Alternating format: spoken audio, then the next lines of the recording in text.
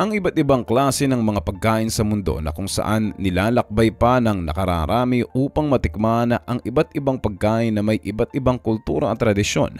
Ang bansang China ay nagiging isang dakilang destinasyon dahil sa mga masasarap at abot kaya nitong mga pagkain tulad ng hot pot, dim sum at marami pang iba pang mga lutuing Chinese foods na naging paborito na nating kainin, na kung saan ay naging bahagi na rin ng mga hapagkainan sa iba't ibang sulok ng mundo. Ngunit ang nakababahala ay nakakasiguro nga ba tayo na ligtas ang ating mga kinakain?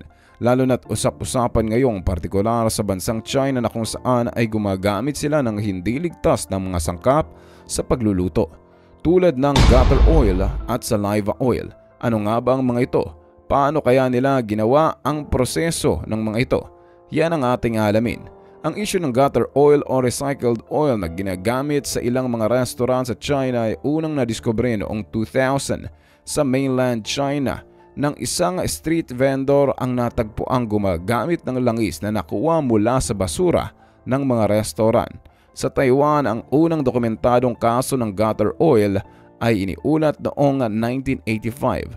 Ang gutter oil ay tumutukoy sa ilegal na gawain ng paggamit muli ng cooking oil na lampas na sa itinakdang panahon ng kaligtasan para sa pagluluto. Ito rin ay maaaring tumukoy sa proseso ng pag-recycle ng rancid yellow grease na nakokolekta mula sa mga pinagkukunan tulad ng mga fryer ng restaurant, basura sa kusina at maging sa mga sewer drains. Ang paggamit ng gutter oil ay lubhang ikinababahala at madalas ay humahantong sa pag-uusig. Halimbawa na lamang ay noong 2014, isang malaking skandalo ng gutter oil ang nabunyag sa Taiwan na nakakaapekto sa daang-daang kumpanya at libo-libong kainan, at ilan sa mga ito ay posibleng na-export pa sa ibang bansa. Kung nakatira ka o nagpunta ka na sa China, marahil ay nasubukan mo na ang gutter oil nang hindi mo nalalaman. May viral na usapin sa internet tungkol sa isang manggagawa sa restaurant na nag-i-strain ng chili oil mula sa basurahan. Ang oil na ito ay kinukolekta para gamitin muli sa susunod na customer na gusto ng maanghang na hot pot. Ang isang tao na lumapit sa manggagawa at nagpakita ng pag-alala tungkol sa kalusugan ng publiko. Ito ay nagdulot ng pag-uusap kung saan tinanong ang manggagawa kung may pagmamalasakit ba siya sa kanyang pamilya.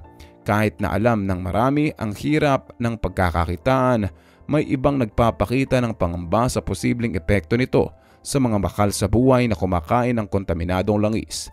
Sa kabila ng mga hamon sa kabuhayan, ipinakikita nito ang halaga ng tamang pag-uugali. Ang gutter oil o DGU ay isang malaking issue sa China at patuloy itong lumalala. Isa itong katotohanan na dapat malaman ng mga tao. Ito ay isang pangkaraniwang bagay sa bansa na may iba't ibang klase nito.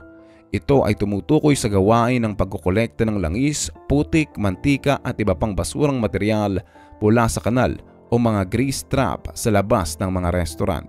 Sa kabilang banda, ang mga individual ay kumukuha ng mga material na nahuli sa grease at langis. Iniipon ito sa mga timba at pagkatapos ay binebenta sa mga planta ng pagpoproseso.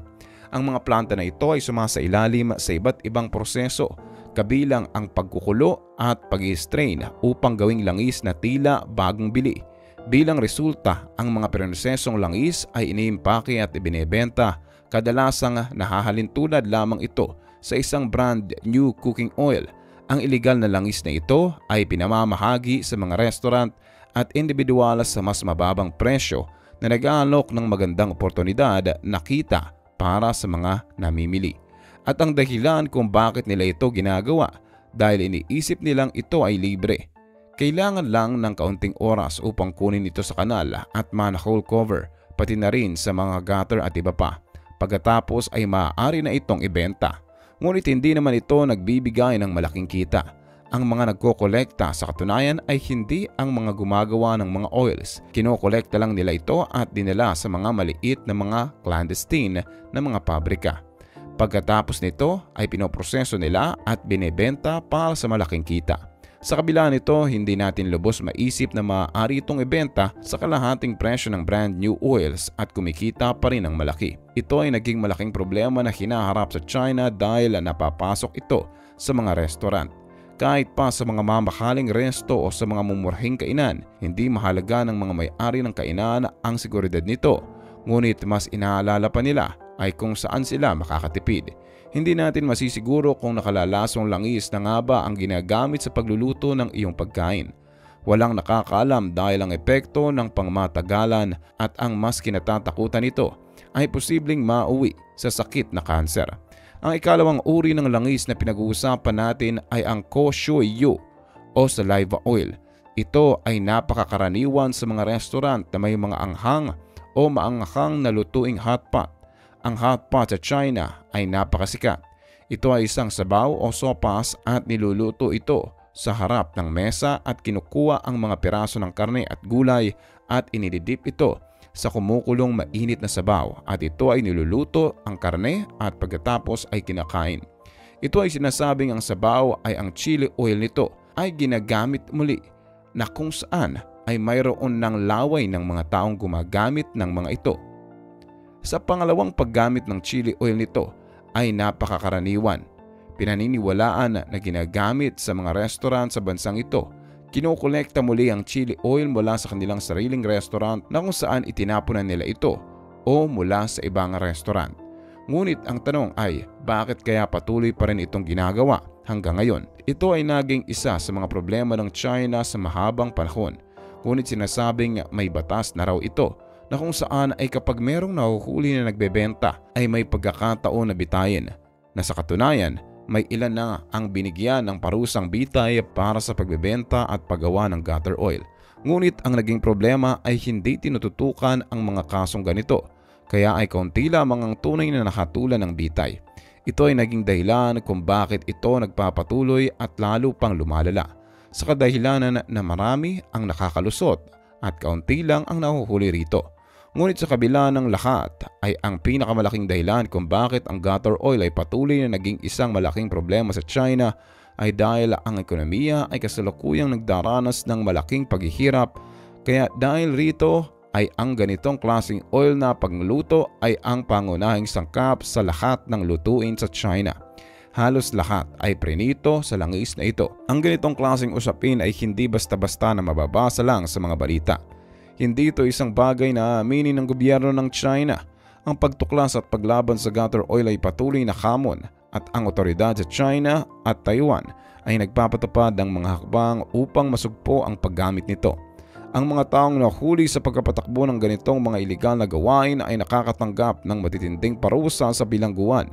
Ang mga mananaliksik ay patuloy din sa pagtatrabaho upang makahanap ng mga paraan sa pagtukoy ng iba't ibang sangkap sa gutter oil gamit ang mga advanced na pamamaraan tulad ng 1H NMR Proton Nuclear Magnetic Resonance, MAL-DMS Matrix Assisted Laser Desorption, Ionization Mass Spectrometry at HPLC, High Performance Liquid Chromatography. Ang problema ng gutter oil at saliva oil sa China ay isang malubhang issue na hindi lamang nakakaapekto sa kalusugan ng mga mamamayan kundi pati na rin sa integridad ng pagkain at ekonomiya ng bansa. Una sa lahat, ang paggamit ng gutter oil at saliva oil sa pagluluto ng pagkain ay isang malaking banta sa kalusugan ng mga kumakain. Ang mga kemikal at mikrobyo na maaaring matagpuan sa mga langis na ito ay maaaring magdulot ng iba't ibang uri ng sakit at komplikasyon sa katawan. Ito ay isang malaking panganib sa publiko, lalo na sa mga nagtatrabaho sa industriya ng pagkain at sa mga regular na kumakain sa mga restaurant. Pangalawa, ang paggamit ng gutter oil at saliva oil ay nagdudulot ng pagkalat ng korupsyon at kawalan ng integridad sa industriya ng pagkain. Ito ay nagpapababa ng tiwala ng mga mamamayan sa kalidad ng mga pagkain na kanilang binibili at kumakain. Bukod dito, ito rin ay nagdudulot ng hindi patas na kompetisyon sa mga negosyante na sumusunod sa tamang pamamaraan ng pagluluto at paghahanda ng pagkain. Upang masolusyonan ang problema ng gutter oil at saliva oil, kailangang magkaroon ng malakas na pagpapatupad ng batas at regulasyon sa industriya ng pagkain. Dapat itong samahan ito ng mas mahigpit na pagsubaybay at pagsusuri sa mga sangay ng gobyerno upang matiyak na ang mga establishmento ng pagkain ay sumusunod sa mga alituntunin at pamantayan sa kalidad at kaligtasan ng pagkain. Bukod dito, mahalaga rin ang magkaroon ng edukasyon at kampanya sa publiko upang maipakita ang mga panganib ng paggamit ng gutter oil at saliva oil sa kalusugan at kaligtasan ng mga mamamayan. Dapat rin itong samahan ng pagbibigay ng alternatibong paraan upang matiyak ang mga negosyo ay may akses sa ligtas at murang mga sangkap sa pagluluto ng pagkain. Sa iyong palagay, mapatigil kaya ng gobyerno ng China ang paggawa at paggamit ng mga langis na ito? O tuluyan na nga ba itong ma-export at magamit sa araw-araw na kinakain ng mga tao? Di lang sa China kundi pati na rin sa buong mundo.